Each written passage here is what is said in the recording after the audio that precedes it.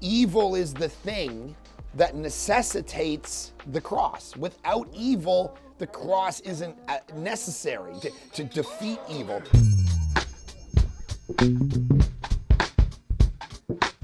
Hey guys, thanks for watching Pastor Mark Reacts. A reminder to you, because we get this email quite often. Do I set this up? Do I know what I'm reacting to? No, I do not. The team brings me these. I do an intro video like this. I hit spacebar.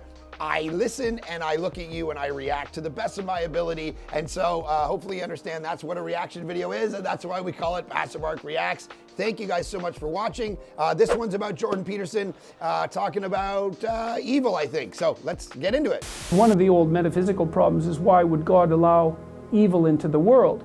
I think, well, maybe God didn't allow evil into the world. Maybe God allowed the possibility of evil into the world. That's different.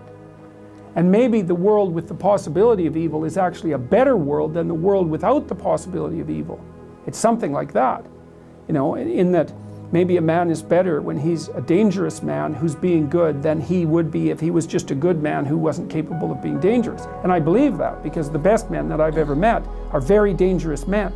You don't mess with them. It's a huge metaphysical question in regard to the question of evil. It's interesting, the Bible, in all our philosophizing about evil in the world, the Bible really doesn't give a great example or a great explanation and a great answer. It hints at some things, but even when you read the Genesis story, you know, you get to Genesis 3 and the serpent already exists, and there's no creation of the serpent story. He's just there, and he's talking, and he's crafty and shrewd, and then you go through the prophets, and you go through Job, and you go through the Psalms, and you go through the New Testament, and there's never like okay, this is where evil came from. It's almost like the silence of the question is part of the question. There's something about it that's so interesting.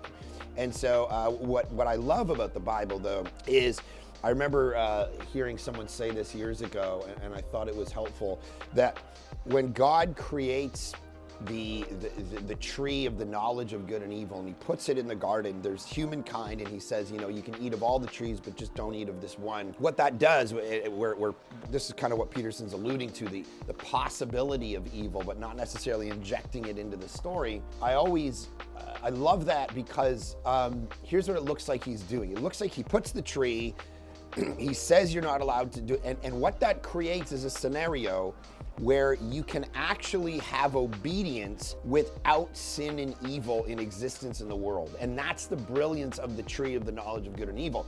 You can still have a scenario pre-fall where humankind, men and women, are functioning in the world potentially for 1,000 years, 1,000,000 years, whatever, where you still have obedience. Because sometimes we think of obedience as the times when I'm not sinning, the times when I'm not gonna pay attention to my sinful nature and I'm only gonna pay attention to God.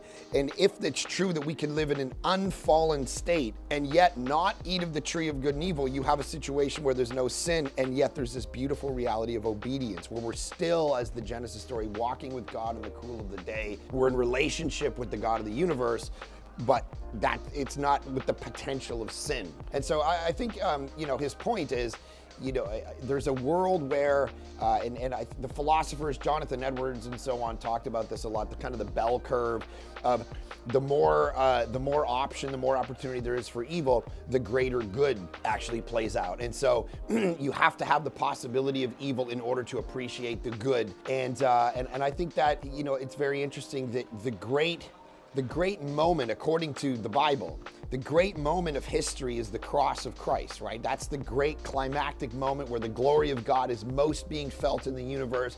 It's the thing that you know, the whole story has been building towards since Genesis 1, the cross of Christ, the death of Christ. And what's interesting is evil is the thing that necessitates the cross. Without evil, the cross isn't necessary to defeat evil. And so you have this terrible thing that actually sets up the greater good, as some philosophers would talk about it. And of course, it sets up lots of greater goods, the greater good of the appreciation of good, the understanding. I mean, the fact that people often talk about the problem of evil, but I think sometimes we've got to talk about the problem of good. Why are things as good as they are?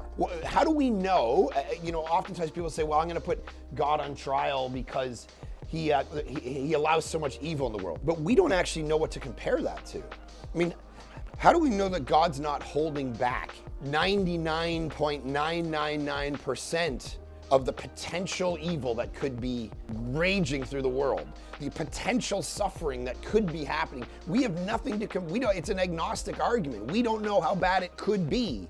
And so you got to, what about the idea that there is so much good, that we have sex and music and art and beauty and joy in our life? No one's going, well, why is my life so good? How did that actually happen? Because there is a problem of good in the sense of, how do we even know it's good?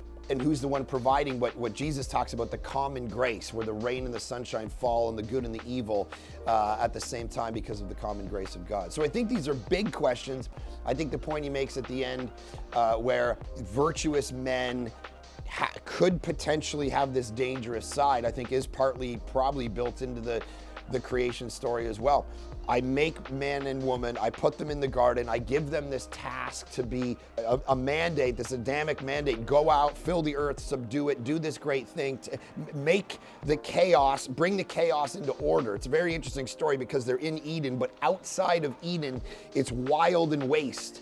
And their job is to bring the order of God as like regents to the world. That's the mandate. And they're going to do it together. And yet you have this like haunting thing in the background where if you eat of this tree, things could go really bad.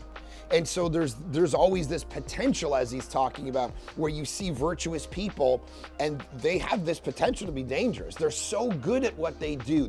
They can manipulate people with their words. They can lead a room. They can do things with technology that, if put in a negative light, could actually derail a lot of things. But in a positive light, it has all this power of impact and beauty. And so I think it's very true that everybody who's doing great things almost has this potential for it to be evil. And it's that tension where the beauty actually lies and where the power is. So I would agree with that. And I think the Bible points to that constantly. Hey guys, thanks for watching. If this video was helpful to you, please subscribe to it, share it with friends, and make sure that you write in the comments the kinds of videos you would like to see me react to. Thanks for watching, guys.